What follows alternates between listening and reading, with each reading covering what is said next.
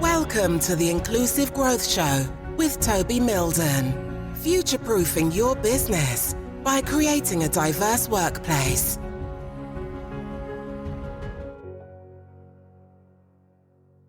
Hey there, thanks ever so much for tuning into this episode of the Inclusive Growth Podcast. I'm Toby Milden, and today I'm joined by Mary Brown, who is a workplace conflict restoration consultant. And I'm really interested in learning from Mary because conflict is something that we talk about when we want to create inclusive workplaces. One of my favourite books is called The 5 Dysfunctions of a Team by Patrick Lencioni. And he mentions these 5 dysfunctions. And at the bottom of the pyramid, he talks about the need to establish trust, to establish that psychological safety for high-performing teams. And then the level above that is to have healthy conflict. He says that dysfunctional teams tend to avoid conflict.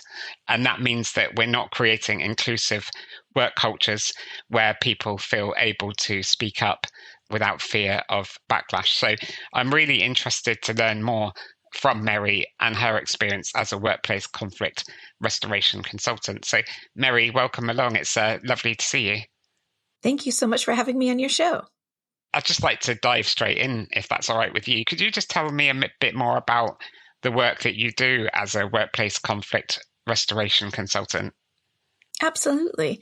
So what I do is one thing that I do is I am a workplace mediator. So when you have 2 or more parties that are locked in some sort of conflict that they're unable to solve, it's always nice to bring somebody in from the outside who is there to help facilitate conversation so that the parties themselves can really get out what's going on and then make a plan to move forward. And I love that work because it is really magical what happens when people listen to one another and are listened to. Because, of course, in a conflict, many times we end up making stories up about the other person. They've done this and they've done that. And eventually we think they're unreasonable. And it's very hard to work with somebody that is unreasonable. And so the mediation process is an opportunity to de-escalate what's going on so that we can really find a path forward. And that's why I call my work not just resolution, but restoration. Sometimes in a conflict, we just need to resolve it. But if we are in any kind of prolonged relationship with somebody, we need more than that. So if I am in a conflict with somebody at work and that gets solved in a win-lose, somebody wins, somebody loses. If we show up to work on Monday, we have both lost because now we're supposed to work together and we haven't worked on the relationship dynamic so that we can collaborate as a team. And of course, what we want is belonging and psychological safety. So that is one thing that I do. And I got into this work primarily to do mediation, but then I saw what typically happens when somebody comes to mediation, something has gone terribly wrong and there's a really big problem. And so I have pivoted into transformational culture work, which is what I call preventative healthcare in the sense of let's make the conditions so that we empower every individual in the organization to address conflicts early, often, swiftly, and justly. Let's empower management at every level to be able to see what is going on and act early, often, swiftly, and justly so that conflicts don't escalate. When I see somebody in mediation, usually something has been going on for months or a year or longer.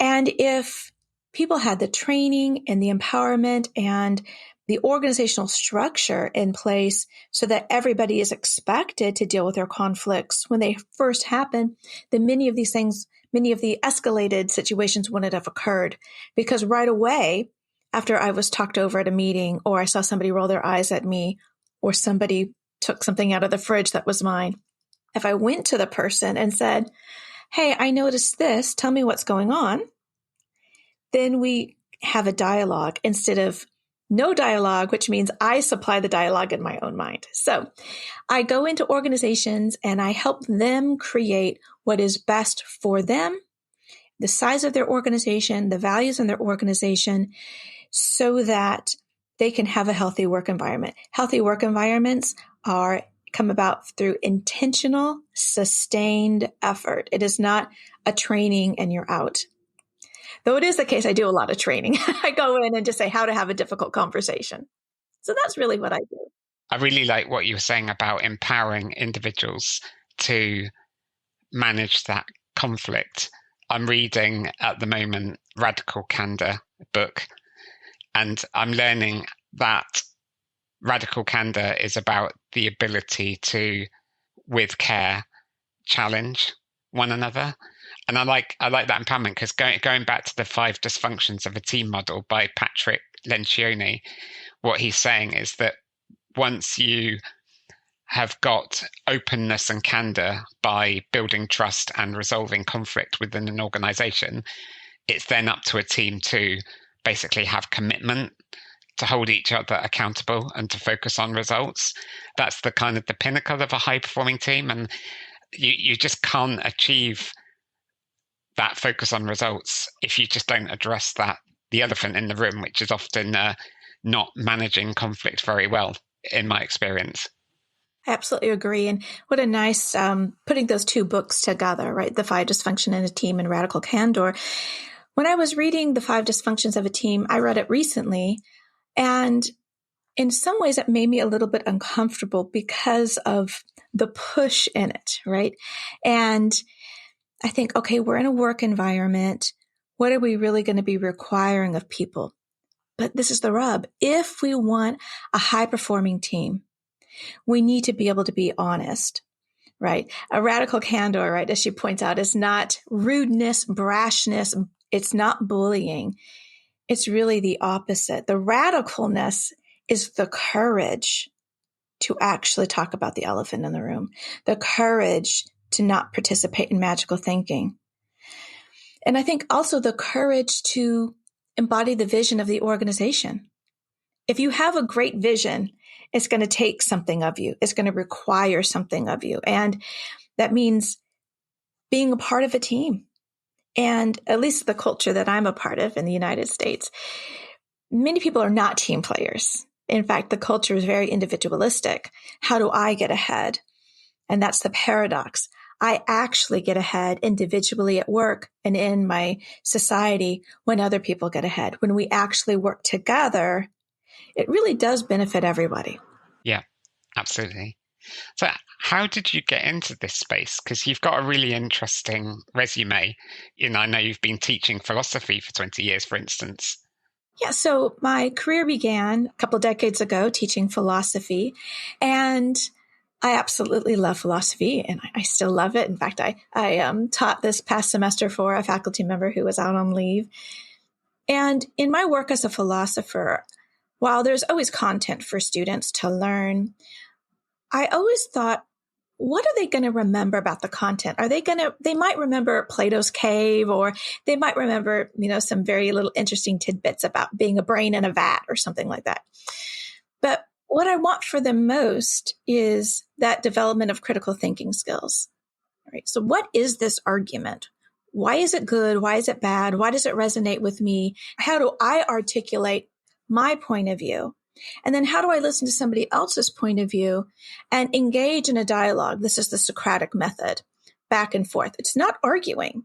It's a conversation, a dialogue, which requires both the parties to be able to listen, respond, take whatever the other person said and respond back. So this really dialectical approach. So that's my background. That's how I understood my work as a philosopher, is really this critical thinking skill piece. And I've always been very interested in civility in culture, because without civility, we don't have conversation. Yeah. In 2018, I became a Rule 31 mediator in the state of Tennessee. In the states, every state has a different mediation if you're going to be working through, like with the court system or something like that. And I thought, well, I'll teach during the school year, and in the summer, I'll do some of this mediation stuff, because I've always been interested in helping people come together. Turns out it didn't really work that way, because I have 3 kids, and if you teach, you still do stuff in the summer. And so mid-pandemic, I had been thinking for a while, probably a good 5 years, then I wanted to transition. While I really loved philosophy and I loved teaching, I was always a lecturer. So I don't have a PhD in philosophy. I'm married to somebody who has a PhD in philosophy, and he's a tenure track philosopher at our local university. There's a very strict hierarchy in universities. And while everybody was very nice to me at this place that I worked for 18 years, I was never a voting member because of my status. And that no longer became acceptable to me. I wanted to be able to participate in a real way in the organization in which I was in. So I thought, well, that's not going to happen here. So what am I going to do next? I live in a small town. I'm not moving. So mid-pandemic, I saw the world really is flat, just like you and I are in different continents, being able to talk and meet. Yeah. And so I thought, okay, I'm not going to be able to move. So there are options for out-of-work philosophers. And what is it I want to do? Mediation, specifically workplace mediation. And then in that work, I saw I want something even more, which is preventative. I want to prevent people from coming to mediation or litigation. Mm. And I want to be a part of the solution of bringing about healthy work environments. I really like that preventative approach, because whenever I talk to heads of HR about inclusivity and they are dealing with an employment tribunal, for example, that's a situation that you just simply don't want to be in, because it's so soul destroying for everybody involved, and it can be really damaging to your brand. It can cost you a lot of money. And I think it's really important that when it comes to creating inclusive work cultures, that you focus on the preventative measures that you can take and be proactive, because you don't want to end up in a tribunal or a mediation situation. And so when it does come to the training that you do within organizations, what is your main focus?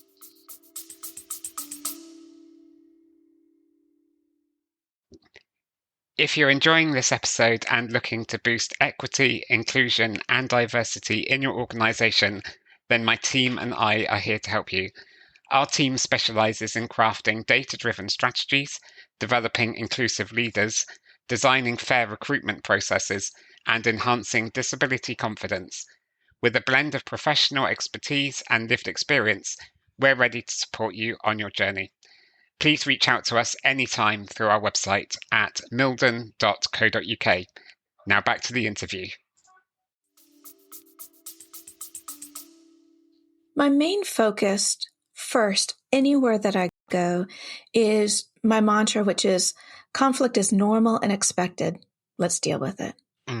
So I want to have a reset that you are going to experience conflict. You have experienced conflict. You may be in it right now, and I will guarantee you will have it in the future. Conflict is just normal. It happens internally within ourselves. We are conflicted. Should I do this or should I do that? I want a clean house, but I don't want to get off the couch, right? I mean, we have all of these internal conflicts. And of course, we're going to have conflicts at work. And I think with this push for inclusivity, with DEI, if we really are serious about diversity, we should expect that we're going to have more conflict. The thing is, conflict is not bad. Conflict is not the problem. In fact, conflict is good. We want healthy conflict. You're not doing your job if you're not speaking up. If you hear something that you don't think has the right perspective or all the information, or you know why this may not work, your job is to speak up, is to bring that information forward at the right time in the right way, in a civil way, right? This is good conflict. So the first thing I want to do is to let everybody know we're going to have conflict.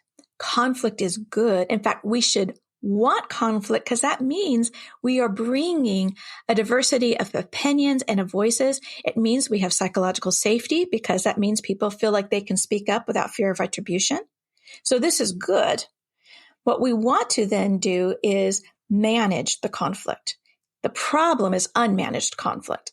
And that is what I try to get across anytime I get an opportunity to speak. Any kind of training that I do, I say it over and over again because I want people to hear it. It's normal. That does not make it easy, It's never easy. If it's a conflict for you, if it's a difficult conversation for you, it is difficult. Okay, that's fine. We can do hard things. We do hard things all the time. This is just another part of your job, and it is hard. It's hard in a particular way because it's psychologically difficult, but you can do it. And I'm here. That means that your organization is expecting you to do it. So let's learn those tips and let's give you that training and let's give you that continued support. I mean, obviously, because I work within the field of equity, diversity, and inclusion, I come across conflict quite a lot. I liked how you distinguish between internal conflict as well as maybe external conflict, because I do talk to a lot of senior leaders who have this internal conflict of I shouldn't say something or I don't know how to say something because I'm worried about causing offense or embarrassing somebody or myself or making myself look like I don't know what I'm talking about. But because of my position and seniority in the organization, I should be seen to know what I'm doing or what I'm talking about. We do know that with diverse teams, we have increased conflict just because we've got people coming from different walks of life, different lived experiences, different perspectives, different personalities. That diversity of difference just naturally brings conflict with it. But we also know that diverse teams outperform homogenous teams when they're managed well. So it's almost like it's a really difficult job as a manager because you've got to kind of get the balance right between managing this conflict well in order to have a high performing team. It's not easy. In that sense, actually, could you share some examples of how conflict resolution has actually improved some situations within the workplaces or clients that you've worked with? One thing that I've noticed is the setting of expectations. So whatever kind of team you have, you automatically have a kind of diversity. Not everybody has the same background, experiences. But as you say, the more that we really are going for having the full expression of the human condition in our work environments, which is good. It's good for everybody, as you know. So the setting of expectation, what does it mean to disagree here? How do we disagree well? What does that look like? What are some concrete examples of what we expect our meetings to look like? What is too far? What is not far enough? What will happen if somebody crosses boundaries? How will we address that? How will people know? And this takes the willingness to have conversation, to have dialogue, to set expectations. Mm. I wrote a book not too long ago. It's not just this book that I wrote, but you could do this with anything. It's called How to Be Unprofessional at Work, Tips to Ensure Failure. And it's 80 tips of what not to do at work. And I've been contacted by a variety of organizations who have been using it as like a tip a week. And it opens up dialogue about low stakes issues. And so, but that means they're talking about work culture. What does it mean here? So like one tip is lie. Well, clearly we know, right? That's unprofessional. So what should we do instead? But actually, this is pretty important because if I admit a mistake, what's going to happen here? Right? Why do people lie? They lie because they don't want the consequences, right? They lie for a variety of reasons. It's fear. Okay, so if we don't want people lying, what should we be doing instead and why? And how are we going to handle mistakes here? And how do we view honesty and integrity and trust? And how do we get that? And so it's really this day-to-day mechanics of having conversations and setting expectations and resetting expectations. And so I have found in the organizations that I've worked with that the success comes through working through the process. As soon as somebody is sitting in my office or I'm talking with them, their organization is already changing because they're changing. They are no longer okay with the status quo.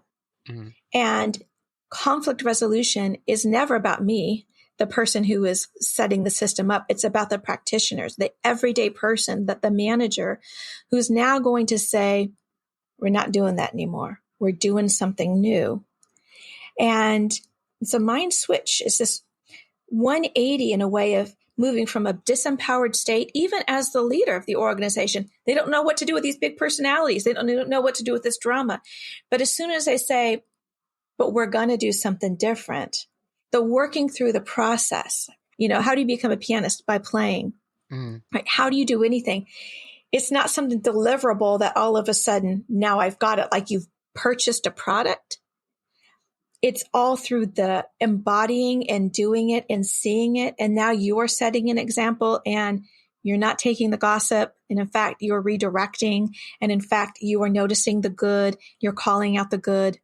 That's what I've really noticed. It is very simple, and it's in the everyday in which I see these changes. I really like the practicality of this. And I really like how an organization has taken your book and they talk about how not to do it a week and kind of have that as a discussion on the table. I really like that idea.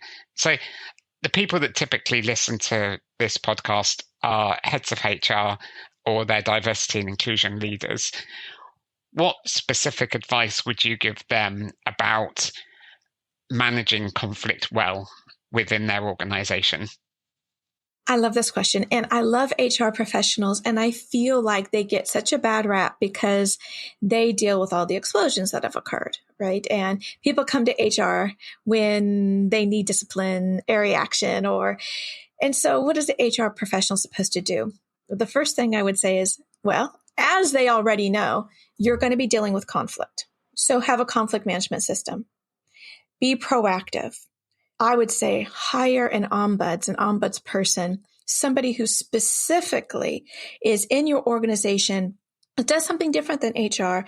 An ombuds person is somebody there who will listen, who it's completely confidential. It's not like official reporting, but they are there to help direct you to the resources in your organization, to workshop ideas with you, to help empower you so that you can make those changes, to make those decisions. And the ombudsperson also then reports to the CEO or the president. What are the kinds of trends in this organization so that the organization can make structural changes? But what I would say to anybody in this space is, what is your plan? Not what is your disciplinary plan when something has gone wrong, right? That makes this us versus them. If we really want an inclusive organization, if we really want to be us, then what do we do in a really life-giving way when somebody has a gap in behavior or performance? And that will be all of us. All of us at times don't do our best work. Sometimes we have bad days. So what is that plan to treat people really well from pre-hire to retire or fire? How do we treat people really well? When there's a conflict, there will be a conflict. What is the individual person supposed to do? Instead of this system that a lot of organizations have, which is treating adults like children, they have to go to their mother or father, whoever their manager is, and then they have to go to theirs. Let's empower people as much as they are able in the everyday issues. And so that's what I would tell HR people is, what is that system? And then what is the continual training and support that you are giving your workers? Because it's one thing for me to tell people how to have a difficult conversation and they get the basics down, and then they hear somebody gossiping about them. And then 6 months down the road, this thing has happened to them. They feel gaslit or they feel bullied. Okay. They need a place to go, a person, because we're persons, a person to talk with off the record who can help them think about what are their alternatives? What is it they want to do at this time in their life? So that's what I would say. It's coming. Have a plan so that. That's brilliant advice. Thank you. Now, the question I ask everybody when they come on this podcast is, what does inclusive growth mean to you? And how might that link to the work that you do around conflict restoration? I love the question, inclusive growth, because I think a lot of times we just want to say, well, this is a justice issue, full stop. It needs to be done here, 100%. But to me, growth denotes a realism that we need to be moving forward. Yes, this is the goal and this is what we want, but how do we realistically get it? Right. And so looking for those wins and continually getting better tomorrow than we were today. So I love that imagery. But it makes me think about John Rawls. And John Rawls is this philosopher, and he talks about something called the veil of ignorance. And so he's a political philosopher.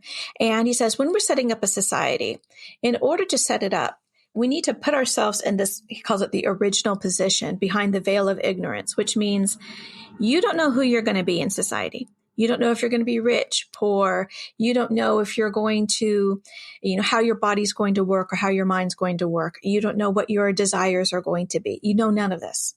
Mm-hmm. So you could be anybody in the society. Now let's build.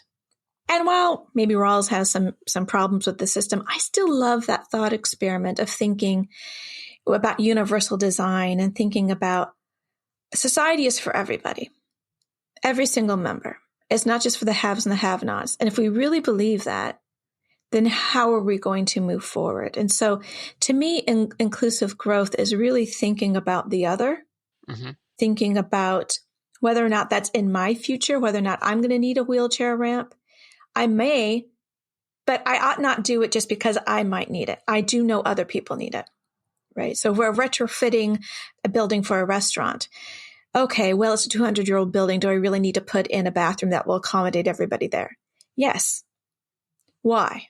And so thinking about the other. And I think that plays into conflict management, because in conflict shuts us down and we think it's just all about us and our pain and how we're managing. But actual conversation and dialogue is interested in the other. So in society, if we think about best practices and organizations and just society at large, it's me and you together, reciprocal altruism. It isn't just about me and it isn't just about you, but it's partnering together. I don't know. That's what I think about with inclusive growth. That's brilliant. I haven't actually had an answer like that before. So I think it's fantastic. Now, if the person listening to us right now wants to learn more about the work that you do, they may even want to reach out to you and get your help with conflict restoration. What should they do? You can reach out to me at my website. So my organization is called Third Party Workplace Conflict Restoration Services. You can find us online at 3pconflictrestoration.com. I also have a podcast that Toby's been on, so you can listen to him and listen to how fabulous he is, and that's called Conflict Managed. You can find me on LinkedIn as well, and I'd love to talk with you and get in touch with you and see if there's any resources I could share. Brilliant.